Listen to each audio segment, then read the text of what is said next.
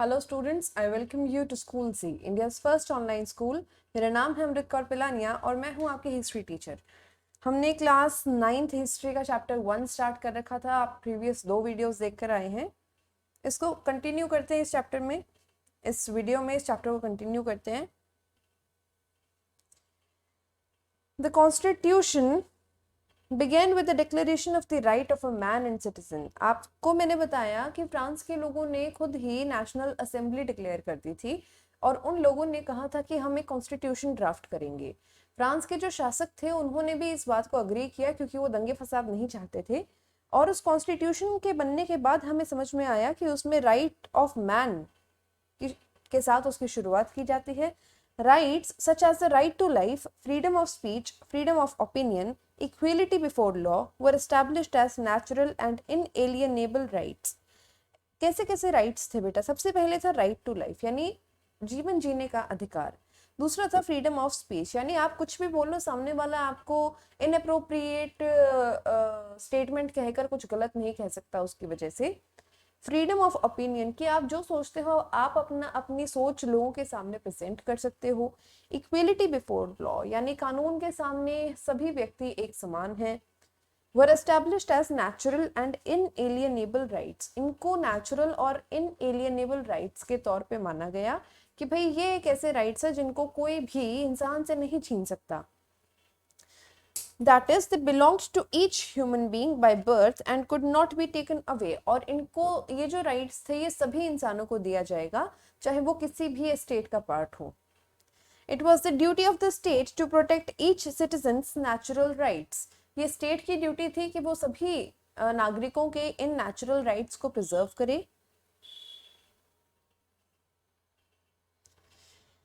देखिए यहाँ पे declaration of right of man and citizen दे रखा है जो कि उनके कॉन्स्टिट्यूशन में था।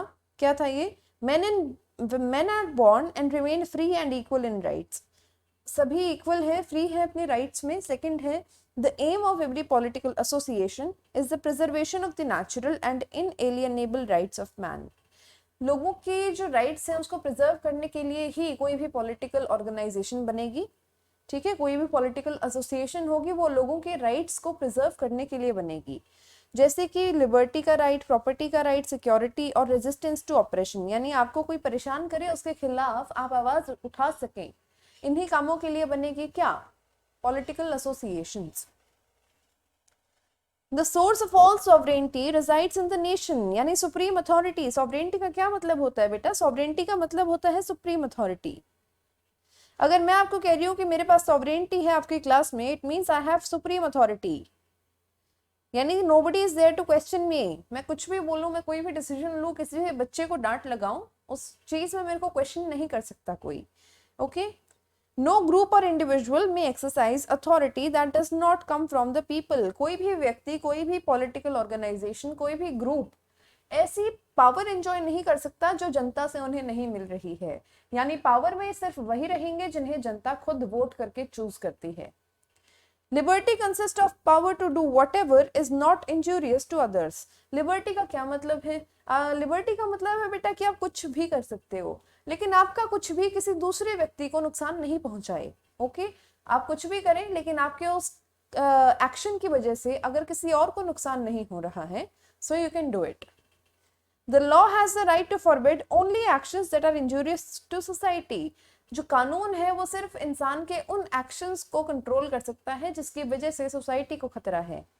Law is the expression of the general will। All citizens have the right to participate in its formation, personally or through their representatives। All citizens are equal before it। कानून की डेफिनेशन दे रखी है। कानून क्या है? लोगों की जो इच्छा है उसको रिप्रेजेंट, उसको दिखाने का एक जरिया है। सभी सिटीजन्स को कानून बनने की प्रोसेस में भाग लेने का अधिकार है, या तो डायरेक्टली यानी वो खुद ही बताएंगे कि हम ये कानून चाहते हैं या नहीं चाहते हैं, या फिर इनडायरेक्टली यानी जिनको वो वोट कर रहे हैं वो लोग बताएंगे कि जो जनता है उसको कोई कानून चाहिए कि नहीं चाहिए। सभी सिटीजन्स जो हैं, सभी जो नागरिक हैं देश के, वो कानून के आगे एक समान हैं, इक्वल हैं। No man may be accused, arrested or detained except in the cases determined by the law। कानून ने जिन चीजों को गलत बताया है उसके अलावा किसी भी सिचुएशन में किसी भी व्यक्ति को डिटेन नहीं किया जाएगा, रखा नहीं जाएगा, अरेस्ट नहीं किया जाएगा और पनिश नहीं किया जाएगा। एवरी सिटीजन में speak, right and print freely, सभी व्यक्ति अपनी मर्जी से कुछ भी लिख सकते हैं और बिना किसी बंधन के, रेस्ट्रिक्शन के बता सकते हैं, अपनी बातें बता सकते हैं, लिख सकते हैं, प्रिंट कर सकते हैं। He must take responsibility for the abuse of such liberty in cases determined by the law. लेकिन अगर उसके किसी भी एक्शन की वजह से कानून का मानना है कि वो गलत कर रहा है तो उसकी रिस्पॉन्सिबिलिटी उस व्यक्ति को ही लेनी पड़ेगी। For the maintenance of the public force and for the expenses of the administration, a common tax is indispensable. It must be assessed equally on all citizens proportion to their means. Tax तो लगेगा, ऐसा तो है नहीं कि कोई tax नहीं लगेगा, लेकिन वो टैक्स कैसे लगेगा, क्या उसका प्रोसीजर होगा, किन लोगों को भरना पड़ेगा, ये सब भी कानून डिसाइड करेगा। Since property is a sacred and inviolable right, no one may be deprived of it unless a legally established public necessity requires it. In that case, a just compensation must be given in advance. Property पे कोई भी व्यक्ति अपना अधिकार नहीं छोड़ेगा, कोई भी व्यक्ति किसी दूसरे व्यक्ति का प्रॉपर्टी से अधिकार नहीं ले सकता। हालांकि अगर किसी सिचुएशन में सरकार को एक व्यक्ति की प्रॉपर्टी चाहिए, मान लीजिए रोड बनाना है, उसमें किसी का प्लॉट आ रहा है, तो उस सिचुएशन में सरकार वो चीज ले सकती है, लेकिन बदले में सरकार को जस्टिफाइड अमाउंट उसको एज ये समझ लीजिए कॉम्पनसेशन के तौर पे पैसा भरना पड़ेगा। पॉलिटिकल सिंबल्स पढ़ लेते हैं बेटा। Majority of men and women in the 18th century could not read and write. ज्यादातर लोग पढ़ लिख नहीं सकते थे, तो इमेजेस, फोटोज या फिर सिंबल्स यूज किए जाते थे प्रिंटेड वर्ड्स की जगह अपने आइडियाज को जताने के लिए। The painting of Le Barbier uses many such symbols to convey the content of the declaration of right. ठीक है, देखिए सबसे पहला सिंबल है हमारा ब्रोकन चेन का। चेन जो है वो सिनोनिमस वर्ड था स्लेव्स के लिए, नौकरों के लिए, दास के लिए। ठीक है, ब्रोकन चेन का मतलब है कि आजादी मिल रही है लोगों को। ठीक है, अब कोई दास नहीं रहा, कोई स्लेव नहीं रहा। सेकेंड सिंबल है हमारा bundle of road of faces. One rod can be easily broken but not an entire bundle, strength lies in unity. आप एक लकड़ी आराम से तोड़ सकते हैं, लेकिन अगर आपने 15 लकड़ियां एक साथ बांध दी, उनको तोड़ना बहुत मुश्किल होता है। और ये जो फोटो है इसमें उसी बंडल के आगे, लकड़ियों के बंडल के आगे एक तीर लगा हुआ है, यानी एक लकड़ी तो तोड़ी जा सकती है, लेकिन स्ट्रेंथ यानी ताकत जनता की एक साथ यूनाइटेड रहने में है। इस बंडल ऑफ रॉड्स का यही मतलब है। The I with in a triangle radiating light. एक आंख है एक ट्रायंगल के बीच में जहां से लाइट निकल रही है, ऐसा दिखाया गया है इस फोटो में। The all seeing eye stands for knowledge। सब कुछ देखने वाली ये जो आंख है ये नॉलेज का सिंबल है, ज्ञान का सिंबल है। The rays of the sun will drive away the clouds of ignorance। ठीक है, इसको हमने सन की तरह माना है, इससे जो किरणें निकलेंगी वो बुराई को समाज से मिटा सकती हैं, ऐसा इस सिंबल का मीनिंग है। Sceptre, symbol of royal power. ये जो चीज है बेटा ये रॉयल पावर को रिप्रेजेंट करती थी, लोगों के समझने के लिए होती है ये चीजें। Snake biting its tail to form a ring, symbol of eternity. A ring has neither beginning nor end. किसी अंगूठी का ना तो कोई शुरुआत होती है ना ही कोई उसका अंत होता है। किसी अंगूठी की ना तो कोई शुरुआत होती है ना ही उसका कोई अंत होता है। ये चीज दर्शाती है इटर्निटी, यानी हमेशा कोई चीज जो रहने वाली है।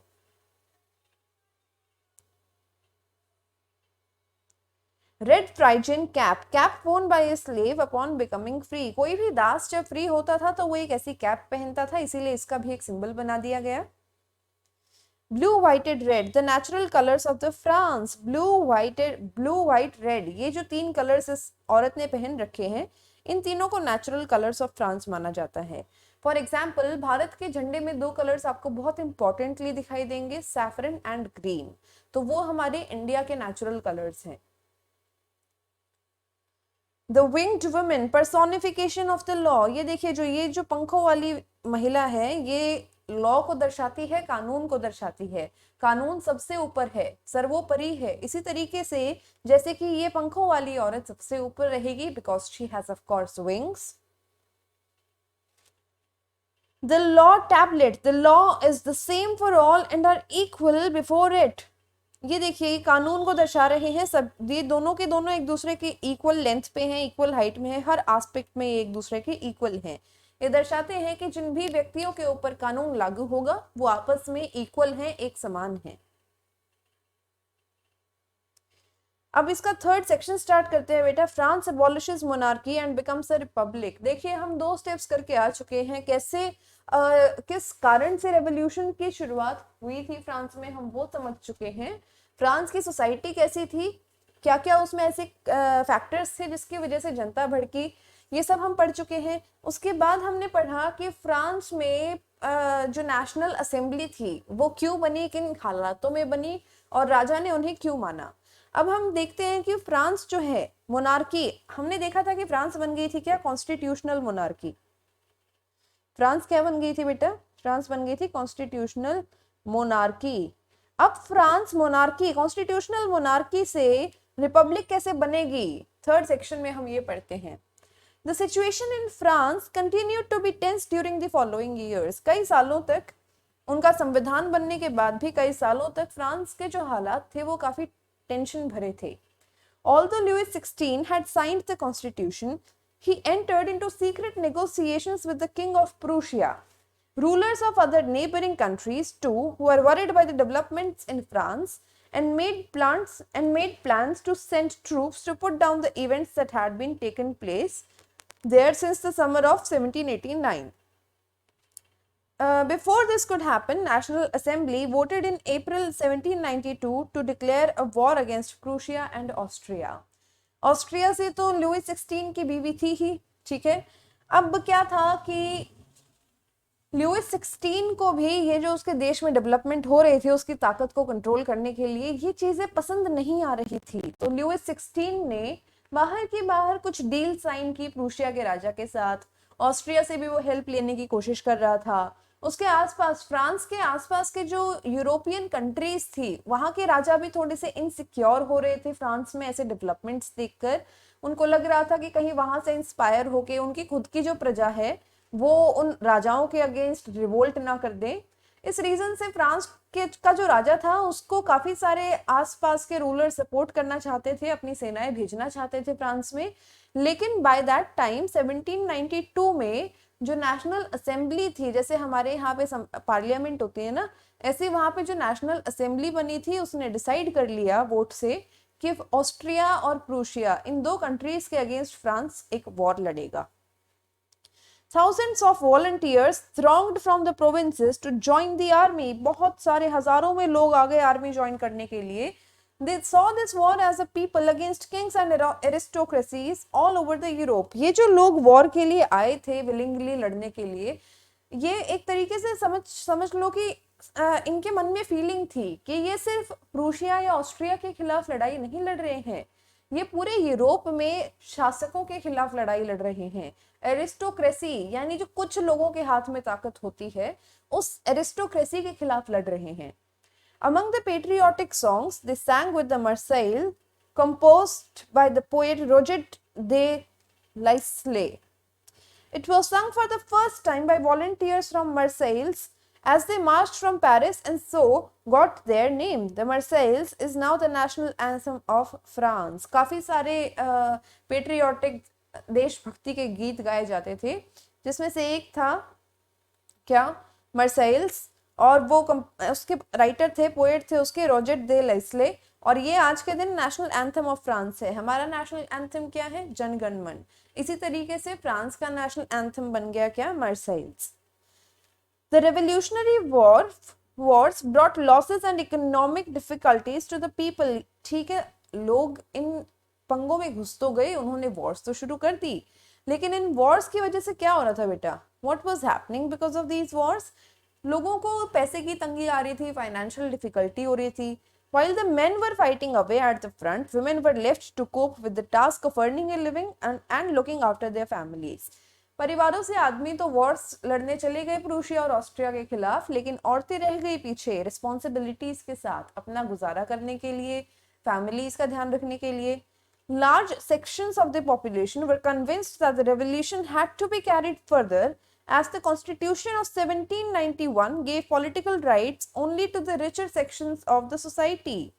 Political clubs became an important rallying point for people who wish to discuss governmental policies and plan their own forms of action.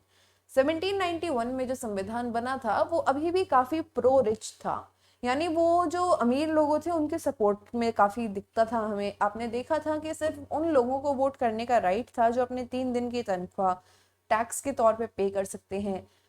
तो फ्रांस के बहुत सारे मिडिल क्लास और lower middle class and lower class लोग मानते थे कि एक और रेवोल्यूशन आना ज़रूरी है, एक इसी रेवोल्यूशन को आगे इस तरीके से बढ़ाना ज़रूरी है कि बाकी के जो लोग बच गए हैं इस रेवोल्यूशन से फ़ायदा उठाने में उनको भी फ़ायदा हो सके, उनको भी इक्वल राइट्स मिल सके। The most successful of these clubs was that of Jacobins. इसी तरीके से प्राइवेटली काफ़ी सारे क्लब्स ऑपरेट करने लगे, उनमें से सबसे इंपॉर्टेंट एक क्लब था जेकोबिन्स, which got its name from the former covenant of Saint Jacob in Paris. Women too, who had been active throughout this period, formed their own clubs. Section 4 of this chapter will tell you more about the activities. देखिए बहुत सारी औरतों ने भी clubs बनाए और clubs ये simultaneously अलग अलग जगहों पे पूरे फ्रांस में ऑपरेट कर रहे थे। The members of the Jacobin clubs belonged mainly to less prosperous sections of the society. Jacobins clubs के जो मेंबर थे Jacobin club के, वो जनरली लोअर मिडिल क्लास से आते थे। They were from lower middle class, ठीक है। लेस प्रॉस्परस सेक्शन यानी जो कम डेवलप्ड सेक्शन होते हैं सोसाइटी के, they included small shopkeepers, artisans, shoe makers, pastry cooks, watch makers, printers, as well as servants and daily wage workers. Their leader was Maximilian Robespierre. Maximilian Robespierre इनके leader थे। A large group among the Jacobins decided to start wearing long stripped trousers similar to those worn by dock workers. This was to set themselves apart from the fashionable section of the society. इन्होंने एक dress code बना लिया कि भी हम ना लंबी लंबी धारियों वाले पजामे पहनना शुरू कर देते हैं, जो कि मतलब हमें अलग से दिखा देंगे कि हाँ ये जेकोबिन्स क्लब के मेंबर हैं। प्लस उन्हें फिर शर्माने की जरूरत नहीं पड़ेगी। जैसे स्कूल्स में यूनिफॉर्म क्यों लागू की जाती है, ताकि चाहे कोई अमीर परिवार से हो चाहे कोई गरीब परिवार से हो, सभी बच्चे एक जैसी यूनिफॉर्म पहनेंगे, उनमें भाईचारे की फीलिंग डेवलप होगी। समझे आप?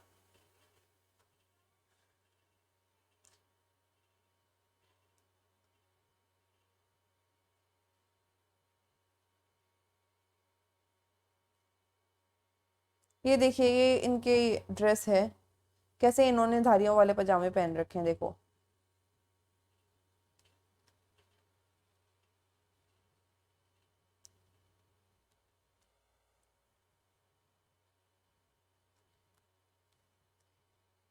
It was a way of proclaiming the end of the power wielded by the wearers of knee breeches. ये उन लोगों की ताकत कम करने का एक इशारा था। इन्होंने जो ड्रेस कोड डिसाइड किया था जो सेंचुरी से पावर हट पे बैठे थे। For example the clergy and the nobility.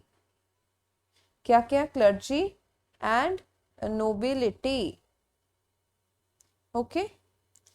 These Jacobins came to be known as sans-culottes, literally meaning those without knee breeches. Sans-culotte men wore in addition the red cap that symbolized liberty.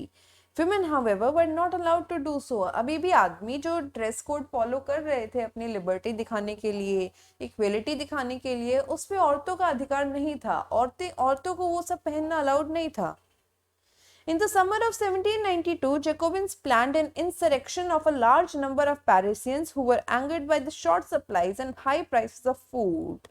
Jacobins ने लोगों को भड़काना शुरू किया, specially Paris के उन लोगों को जो बहुत परेशान थे क्योंकि खाने की सप्लाई कम थी और खाने का रेट बहुत ज़्यादा था। On the morning of August 10, they stormed the palace of Tuileries, massacred the king's guards, and held the king himself as hostage for several hours. Later, the assembly voted to imprison the royal family. Elections were held. From now on, all men of 21 years and above, regardless of wealth, got the right to vote. देखिए क्या हुआ, 10 अगस्त की सुबह को 1792 में लोगों ने attack किया राजा के महल पे, राजा के गार्ड्स को मार दिया और राजा को बंदी बना लिया। इसी बात पे बाद में वोटिंग हुई और राजा की पूरी फैमिली को इम्प्रिजन कर दिया गया, बंदी बना के रखा गया। मीनवाइल इलेक्शंस हुए और उन इलेक्शंस के तहत एक कानून जारी किया जिसमें 21 साल और उससे अबव 21 और उसके बाद की उम्र के जितने भी व्यक्ति हैं देश के, वो सभी वोट कर पाएंगे इररिस्पेक्टिव ऑफ देयर वेल्थ। कितना उनके पास पैसा है, कितना वो टैक्स पे करते हैं नहीं करते हैं, इस बात पे कोई भी गौर नहीं किया जा रहा था। ठीक है, the newly elected assembly was called the convention. ये जो नई इलेक्टेड असेंबली थी इसको कहा जा रहा था कन्वेंशन।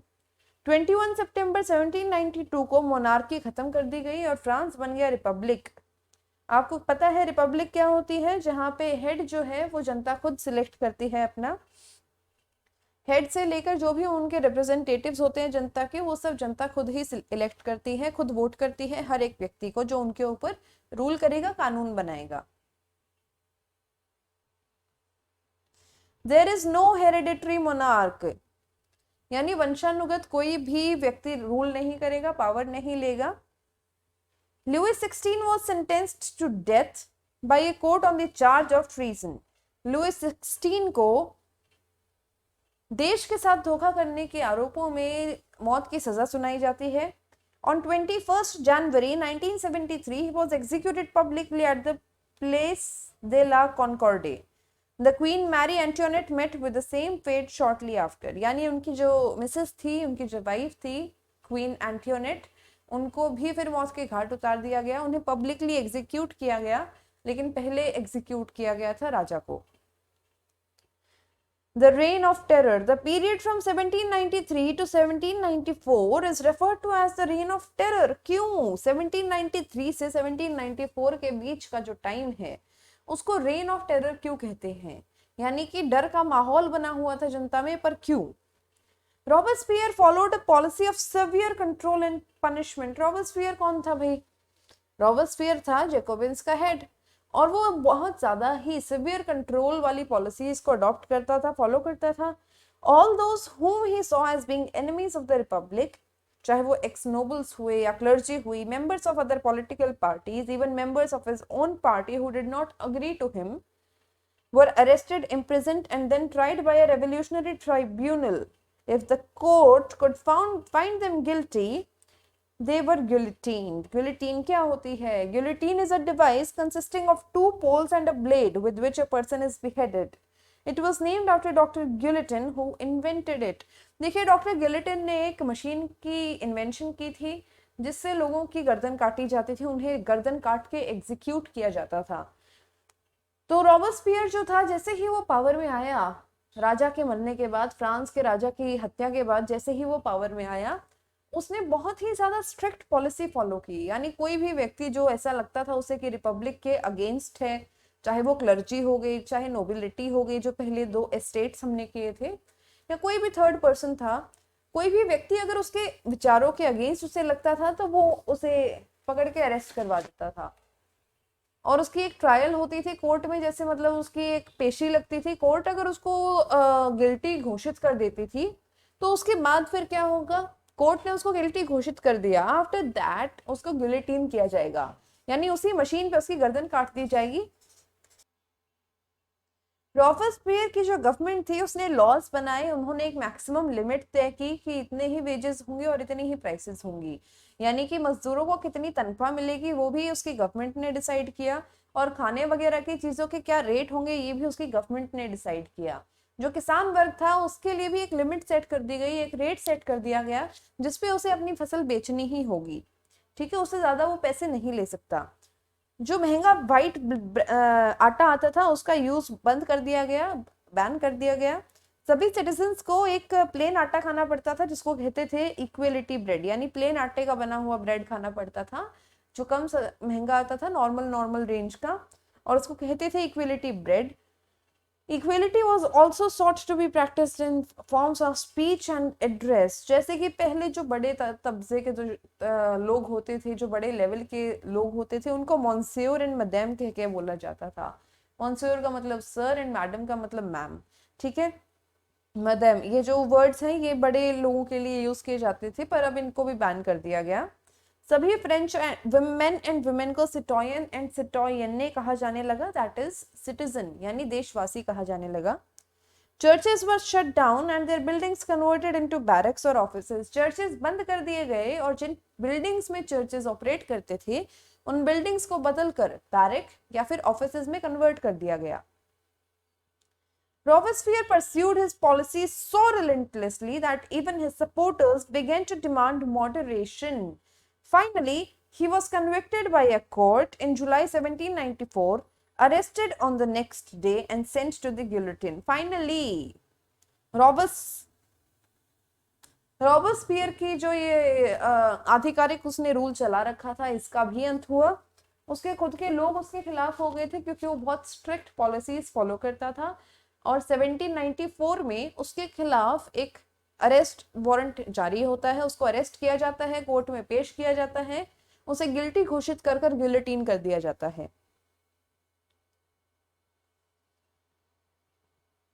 यहाँ पे देखिए ट्रीजन नाम का एक नया वर्ड आया है. ट्रीजन का मतलब क्या होता है? अपने ही देश से गद्दारी करना, that is what is called treason. देश से या अपनी ही खुद की सरकार से गद्दारी करना, दैट इज कॉल्ड ट्रीजन. यानी देशद्रोह, that is called treason. Okay, what is liberty? क्या है भाई लिबर्टी, बताओ. What is liberty? The revolutionary journalist Camille Desmoulins wrote the following in 1793 and he was executed shortly after during the reign of terror. जो ये डर का माहौल 1793-1794 में था उसी दौरान इसकी हत्या कर दी गई थी. कैमिले डेस्मोलिन्स की, डेस्मोलिन की. हाँ, इन्होंने एक आर्टिकल लिखा था जिसमें इन्होंने लिबर्टी की बात की थी. Some people believe that liberty is like a child which needs to go through a phase of being disciplined before it attains maturity. Quite the opposite, liberty is happiness, reason, equality, justice. It is the declaration of rights. You would like to finish off all your enemies by guillotining them. Has anyone heard of something more senseless? Would it be possible to bring a single person to the scaffold without making 10 more enemies among his relations and friends? इन्होंने कहा कि liberty क्या है. इन्होंने कहा liberty एक कई लोगों का मानना है कि लिबर्टी एक बच्चे की तरह है जिसे डिसिप्लिन करना बहुत ज़रूरी है इससे पहले कि वो मैच्योर हो. उसे रूल्स एंड रेगुलेशन समझाना बहुत ज़रूरी है इससे पहले कि उसे लागू किया जाए. पर है क्या लिबर्टी? लिबर्टी एक्चुअली खुशी है, रीज़न है, इक्वलिटी है, जस्टिस है, अपने खुद के राइट्स का डिक्लेरेशन है. एक इंसान जो कि जिसको बहुत लिबर्टी मिली हुई है वो एक दिन क्या करेगा? वो अपने सारे दुश्मनों को खत्म कर देगा. यही कर सकता है ना. आप खुद सोच के देखिए, कोई भी व्यक्ति जिसको सबसे बड़ी एक ऐसी अपॉर्चुनिटी मिल गई है कि जो चाहे वो कर सकता है, तो वो व्यक्ति सबसे पहले क्या करेगा? अपने सारे दुश्मनों का मर्डर करेगा. लेकिन ऐसा करने से उसके दुश्मन खत्म हो जाएंगे? नो, उसके दुश्मन नहीं खत्म होंगे. उसके दुश्मन खत्म नहीं होंगे, उसके दुश्मन बढ़ जाएंगे. क्योंकि अगर वो एक इंसान को मारेगा तो उस एक इंसान के 10 रिश्तेदार उस व्यक्ति के दुश्मन बन जाएंगे. On 7th February 1794, Robespierre made a speech at the convention, which was then carried out by the newspaper of Moniteur Universal. Here is an extract from it. एक बार का एक extract पढ़ लेते हैं. To establish and consolidate democracy, to achieve the peaceful rule of constitutional laws, we must finish the war of liberty against tyranny. We must annihilate the enemies of the republic at home and abroad, or else we shall perish. In time of revolution, a democratic government may rely on terror. Terror is nothing but justice, swift, severe, and inflexible, and is used to meet the most urgent needs of fatherland. To curb the enemies of liberty through terror is the right of the founder of the republic. देखिए, अभी जो writer का हमने एक extract पढ़ा था उसका क्या कहना था कि आप एक दुश्मन को मारेंगे तो आपके 10 दुश्मन दूसरे पैदा हो जाएंगे. वो एक पॉजिटिव अप्रोच वाला व्यू था लिबर्टी को लेकर. लेकिन कुछ लोगों का मानना था कि जो हो रहा है देश में, जो खतरे का माहौल, जो डर की एक सोसाइटी बनी हुई है, वो जरूरी है अगर हमें लॉन्ग टर्म में डेमोक्रेसी को बचाना है. उनका मानना था कि रिपब्लिक का जो भी दुश्मन है, चाहे देश में है चाहे विदेश में है, उन सभी को खत्म किया जाना चाहिए, मार दिया जाना चाहिए. वरना कल को वो आकर इन लोगों को जो रिपब्लिक बनाकर बैठे हैं इन्हें ही मार देंगे. कई बार उनका मानना था कि डेमोक्रेसी को मेंटेन करने के लिए सरकार को बहुत स्ट्रिक्ट होना पड़ता है, और इसमें कोई बुराई नहीं है अगर सरकार डेमोक्रेसी मेंटेन करने के लिए कुछ टाइम पे स्ट्रिक्ट हो जाए, सिवियर हो जाए और कुछ लोगों को मार भी दे। तो आप मुझे बताइए, क्या लिबर्टी का मतलब यही होता है? इंडिया में भी लिबर्टी फॉलो होती है ना, आपको कुछ रूल्स एंड रेगुलेशंस के तहत रहकर अपने राइट्स एंजॉय करने का मौका मिलता है। आप मुझे बताइए इंडिया में कौन सी अप्रोच फॉलो की जाती है?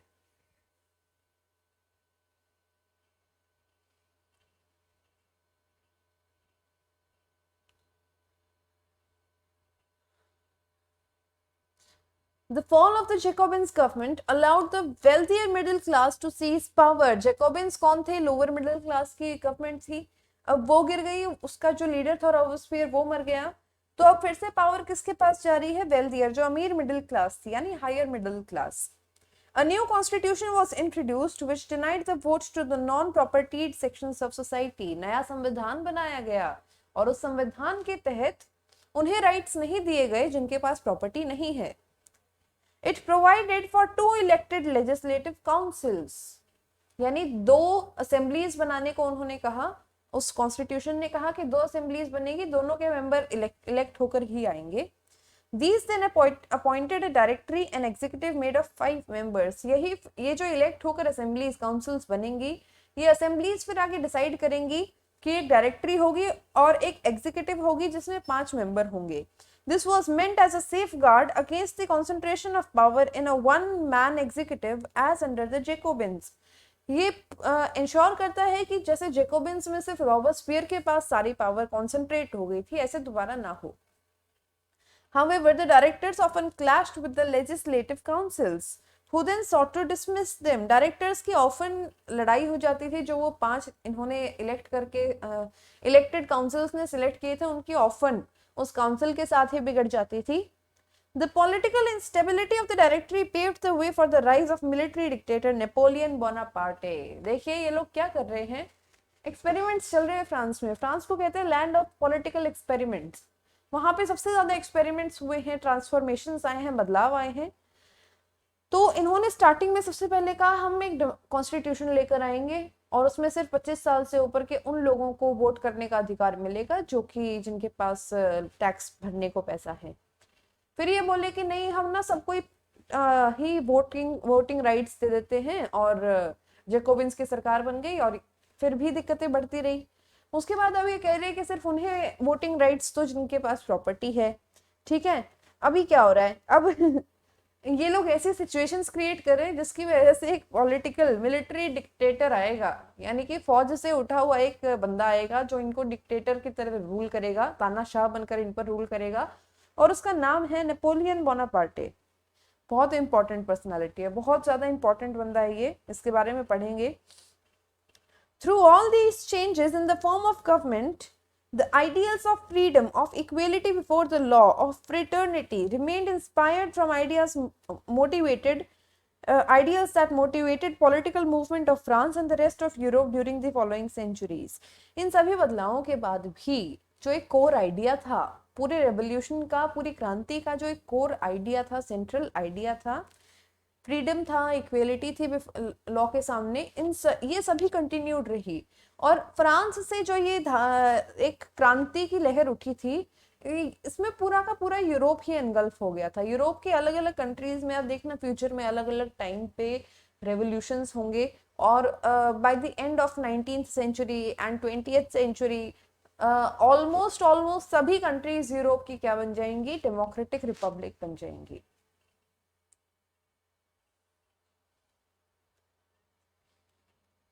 The revolutionary government sought to mobilize the loyalty of its subjects through various means. One of them was staging a festival like this one. Symbols from civilization of ancient Greece and Rome were used to convey the aura of a hallowed history. The pavilion of the raised platform in the middle, carried by classical columns, were made of perishable material that could be dismantled.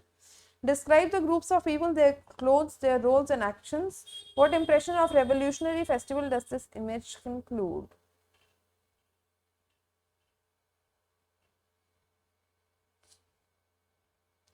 तो बेटा इस video में इतना ही। बाकी का जो 2-3 parts रह गए, 4th 5th and I think 6th, वो हम अगले वीडियो में डिस्कस कर लेंगे। वुमेन कैसे पावर में आती हैं, कैसे उनको इक्वल राइट्स मिलते हैं, ये सब डिस्कस करेंगे। मिलते हैं अगली वीडियो में। This video was presented to you by school C, India's first online school. Thank you.